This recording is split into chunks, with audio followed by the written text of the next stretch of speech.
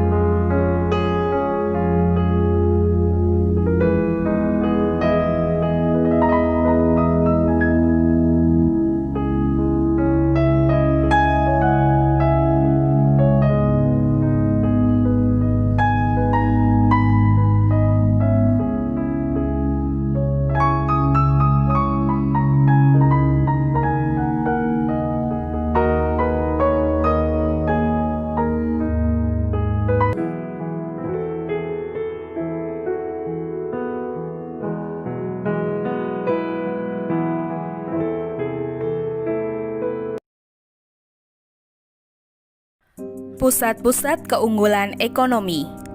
Pusat-pusat keunggulan ekonomi Indonesia ada yang dikelola sendiri dan ada juga yang melibatkan investor asing. Adapun pusat-pusat keunggulan ekonomi di Indonesia antara lain ada PT Freeport Indonesia, Perusahaan Tambang Minyak Negara, dan Batik Indonesia. PT Freeport Indonesia. Berikut adalah sejarah berdirinya PT Freeport di Indonesia.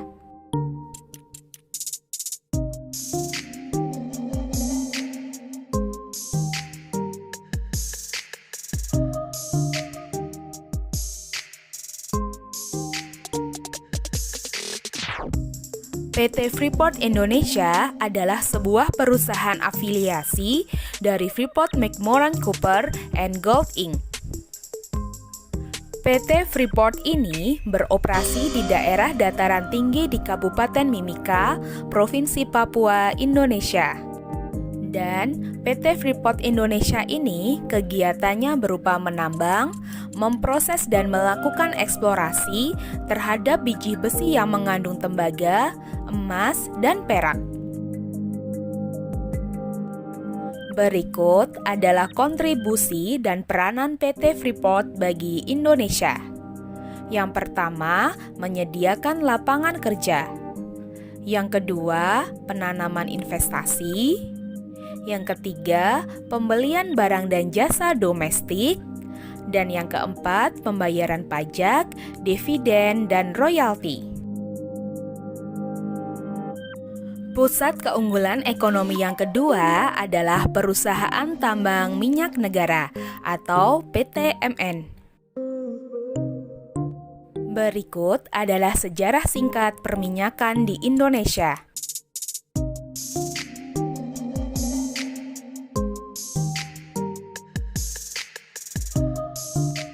Perusahaan Tambang Minyak Negara.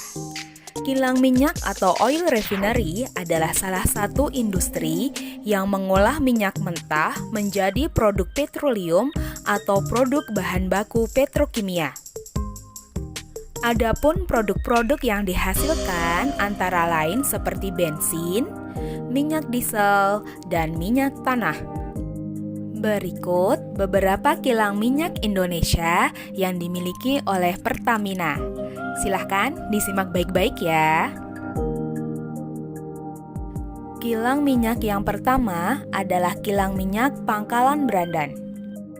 Kilang minyak ini terletak di Kabupaten Langkat, Sumatera Utara, dan dibangun oleh perusahaan Belanda pada tahun 1891 dan mulai beroperasi 1 Maret 1892 dengan kapasitas 2.400 barel per hari. Berikut adalah 2 nilai sejarah yang terkait dengan kilang minyak Pangkalan Brandan.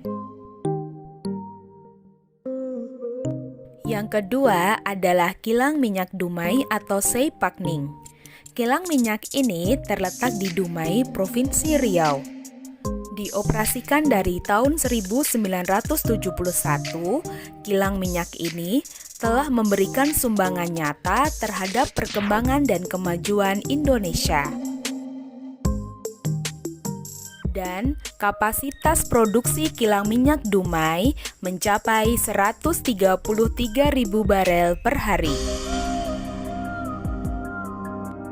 Yang ketiga adalah kilang minyak Cilacap.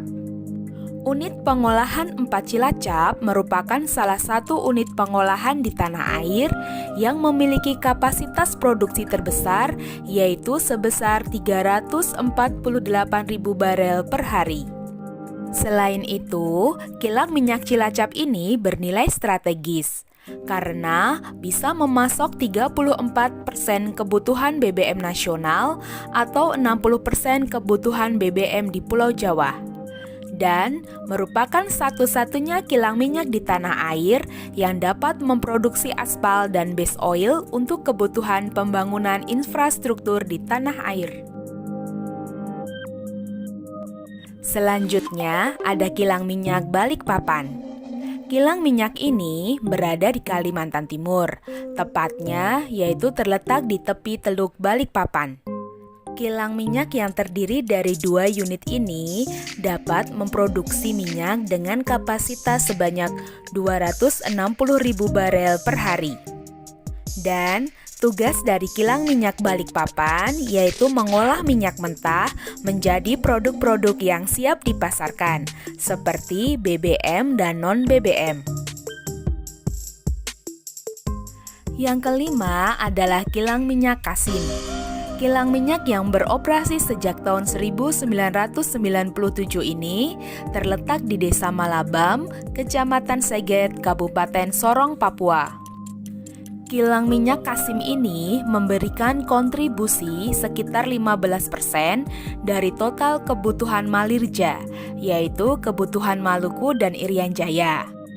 Kilang BBM Kasim mengolah crude lokal produksi daerah Kepala Burung Papua, yaitu crude Walio sebesar 60% dan crude Salawati sebesar 40%.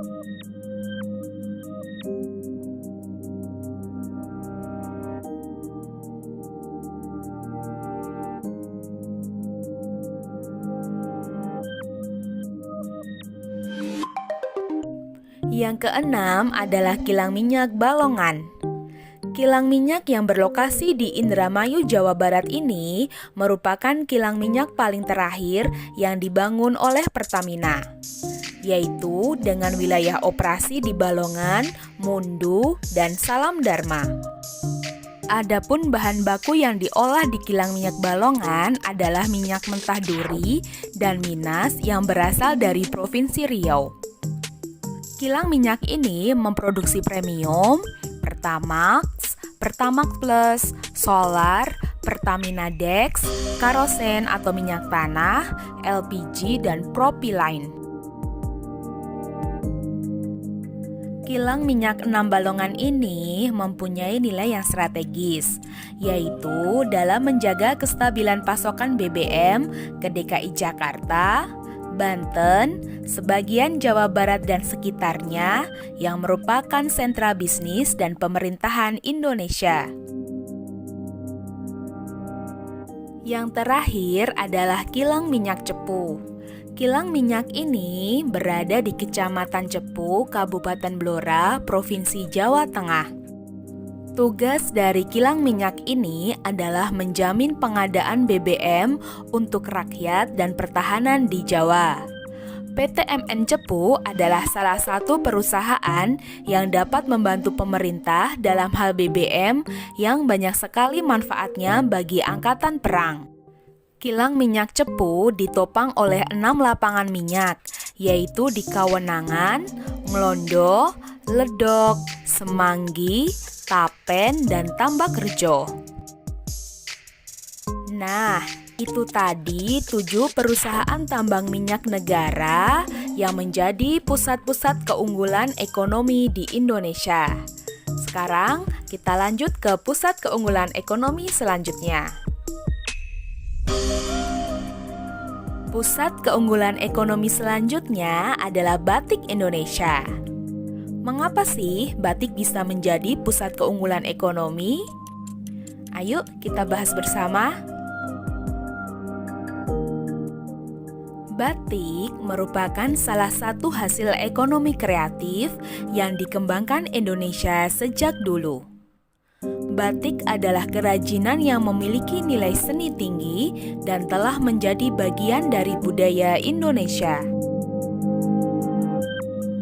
Batik adalah kain bergambar yang pembuatannya secara khusus dengan menuliskan atau menggerakkan malam pada kain.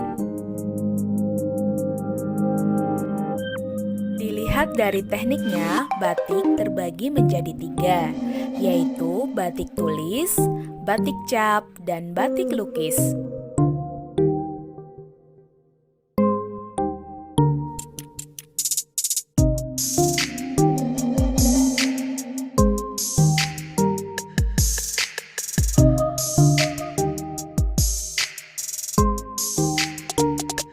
Batik bisa menjadi pusat keunggulan ekonomi karena 1. Batik bisa menjadi identitas dari suatu daerah atau negara. Yang kedua, batik dikenal oleh dunia sebagai kain tenun yang indah, sehingga memiliki nilai jual yang tinggi. Pusat keunggulan ekonomi di Indonesia berpengaruh besar dalam berbagai bidang kehidupan. Pengaruh yang ditimbulkan dapat bersifat positif ataupun negatif. Berikut adalah pengaruh-pengaruh yang ditimbulkan dari pusat-pusat keunggulan ekonomi. Pengaruh yang pertama adalah migrasi penduduk. Mereka melakukan mobilitas atau migrasi untuk memperoleh sesuatu yang tidak tersedia di daerah asalnya. Alasan tersebut sangat beragam, tetapi umumnya karena alasan ekonomi. Pengaruh yang kedua adalah transportasi. Mobilitas penduduk dalam suatu negara atau antar negara tidak dapat dilakukan tanpa adanya sarana dan prasarana transportasi yang memadai. Dan untuk mendukung mobilitas penduduk antar negara, pemerintah membangun sarana jalan, bandara, pelabuhan, kapal laut, dan pesawat. Dengan tersedianya sarana tersebut, diharapkan Cukup sekian pembahasan materi dari Ibu. Ibu ucapkan terima kasih. Om Santi Santi.